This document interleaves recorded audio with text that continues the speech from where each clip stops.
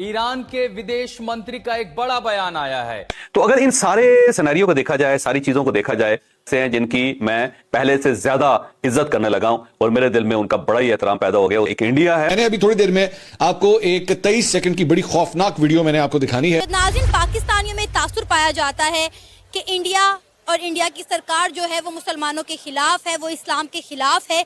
लेकिन देखा यह गया है कि इंडिया के ऑल ओवर द वर्ल्ड जितने भी इस्लामिक कंट्रीज हैं उनके साथ ताल्लुकात बहुत अच्छे हैं सिवाय पाकिस्तान के। और पाकिस्तान, जिसको हम इस्लामी जमहूरिया पाकिस्तान कहते हैं, उनके अफगानिस्तान और ईरान जैसी इस्लामिक कंट्री के साथ ताल्लुकात दिन ब दिन खराब होते जा रहे हैं। इसके पीछे क्या रीजन है कि इंडिया, हमारा हमसाया मुल्क जिसको हम कहते हैं कि वहाँ की हुकूमत एंटी मुस्लिम है, एंटी इस्लाम है, उनके पूरी दुनिया की इस्लामिक कंट्रीज के साथ ताल्लुकात बेहतर हैं, लेकिन पाकिस्तान के साथ दिन ब दिन ताल्लुकात खराब होते जा रहे हैं। सबसे पहले आप सिर्फ ये आवाज सुने। And India has old civilizational, roots with each other.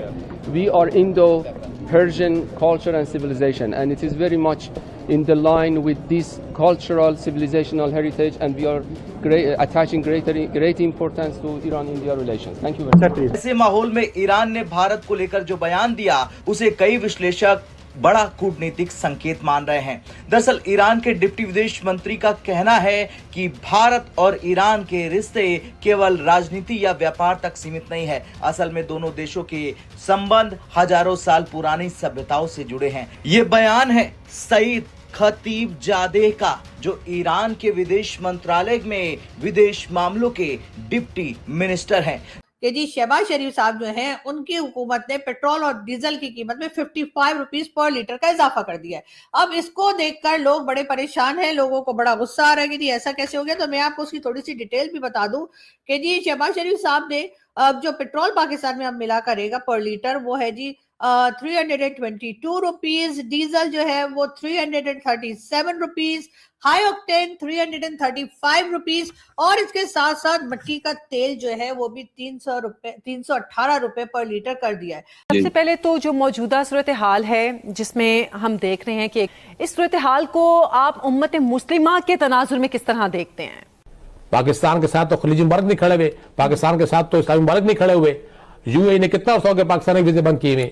आज भी बल्कि एक फोटो सामने आई थी कि दुबई एयरपोर्ट पे पाकिस्तानी जो है जो फंसे हुए हैं, फ्लाइट शेड्यूल मुतासर है, वो एयरपोर्ट पर रहने पर मजबूर हैं, जबकि इंडियन और बाकी जो शहरी हैं जो नेशनल वहां पर फंस चुके हैं, वहां उनको यूए की गवर्नमेंट अपने खर्च पे होटल्स में ठहरा रही है, खाने मुफ्त फराम कर रही है और पाकिस्तानियों का ये हाल है कि वो एयरपोर्ट पर रात गुजारने पर मजबूर है। ये हालत है हमारे पाकिस्तानियों की, ये है हमारी खारजा पॉलिसी, ये है हमारा इस वक्त स्टेटस दुनिया में। पाकिस्तान के लिए एक और बहुत बड़ी प्रॉब्लम खड़ी हो गई है पाकिस्तान की हुकूमत के लिए। अब आप कहेंगे इसमें पॉजिटिव क्या है? इसमें पॉजिटिव ये है कि इससे जो है वो शहबाज शरीफ साहब ने मुल्क में क्राइम रोकने की कोशिश की है। अब कोई भी अपने आप को या किसी दूसरे को पेट्रोल डाल के, मिट्टी का तेल डाल के और इस किस्म की चीजें डाल के जला नहीं सकेगा। तो उससे ये फायदा होगा कि लोगों की जानें बचेंगी। लोग इसमें जो है खामखाई परेशान हो रहे हैं कि जी ऐसा कैसे, और इतना पैसा रमजान में इन्होंने बढ़ा दिया है और लोग तो ईद की तैयारियां कर रहे थे, अब ईद की तैयारियां तो रह गई, यहाँ तो खाने के लाले पड़ गए। एक तो हमारे लोगों को सारे दिन खाने के लाले पड़े रहते हैं। एक ऐसी बात कह दी है जिसने सबको हिला कर रख दिया है। इसके साथ ही साथ ईरान जंग के अब असरात दुनिया के तमाम तर ममालिक फेस करना शुरू हो चुके हैं और अब दुनिया हकीकी मानों में हिल चुकी है। हालांकि पाकिस्तान वो कंट्री है कि जहां पर अल्लाह का दिया और उधार पे लिया सब कुछ है। यानी आपने शायद ही कोई कंट्री ऐसी देखी होगी जो हमारी कंट्री है कि हम जो है मुसलसल IMF, world bank, Saudi Arabia, Kuwait, Qatar, मतलब जहां से हमें पैसा मिल जाता है फ्री का कि ठीक है कभी उधार दे दो, कभी वैसे ही बैंक में रखने को दे दो, कभी चाइना से, कभी किसी से, इतने लंबे अरसे किसी कंट्री को ऐसे चला के दिखाएं तो मैं मान जाऊं।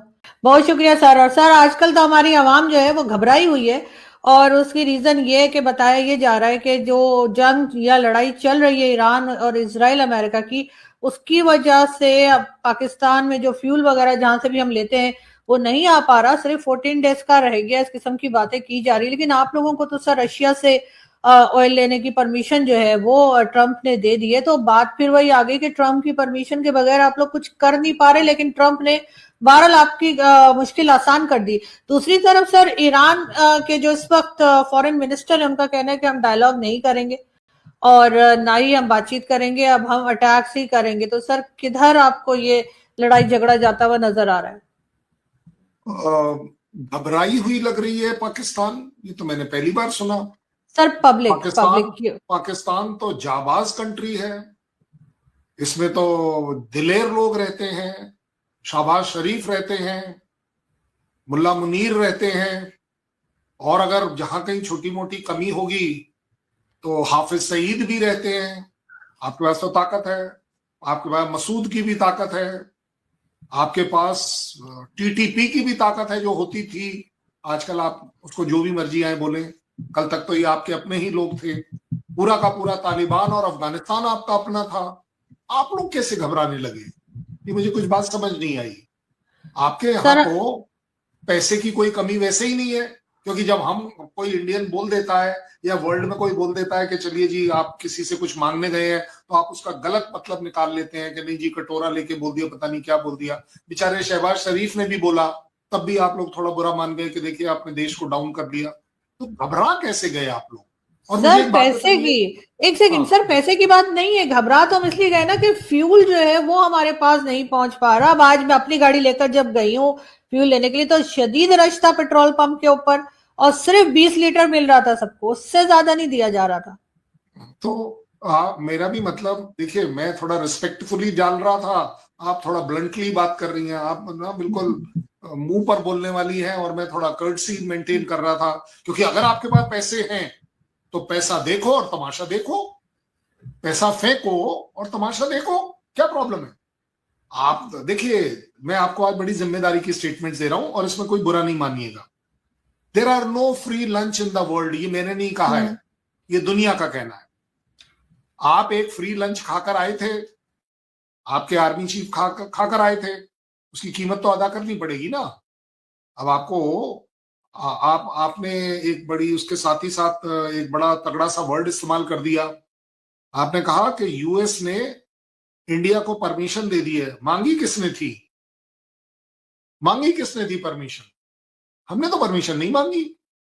शायद आपके यहाँ। दोस्तों, आजकल जियोपॉलिटिकल सर्कल में सिर्फ एक ही डिस्कशन हो रहा है, इंडिया ईरान रिलेशन। ईरान के foreign minister recently Delhi visit कर पर आए थे और उन्होंने एक ऐसी स्टेटमेंट दी जिसने ग्लोबल मीडिया का ध्यान खींच लिया है। उन्होंने कहा कि इंडिया और ईरान की सिविलाइजेशन बॉन्डिंग हज़ारों साल पुरानी है, लेकिन सवाल ये है कि आखिर इसी वक्त ये बात क्यों हो रही है? जब मिडिल ईस्ट में टेंशन हाई है, तभी ईरान को पुरानी दोस्ती क्यों याद आई है? मिनिस्टर साहब कह रहे हैं कि इंडो पर्शियन कल्चर और हमारी शेयर्ड हिस्ट्री का जिक्र भी किया उन्होंने। देखा जाए तो हिस्ट्री बुक्स में भी हमारा डीप रूट्स मिलते हैं, चाहे वो आर्ट्स हो, फूड या trade. But in today's modern world diplomacy सिर्फ हिस्ट्री से नहीं चलती। आज ईरान और इजराइल अमेरिका के बीच जो टेंशन है, उसके बीच इंडिया एक न्यूट्रल पावर बनकर उभरा है। ईरान जानता है कि इंडिया से दोस्ती का मतलब है एक सॉलिड ग्लोबल पार्टनर।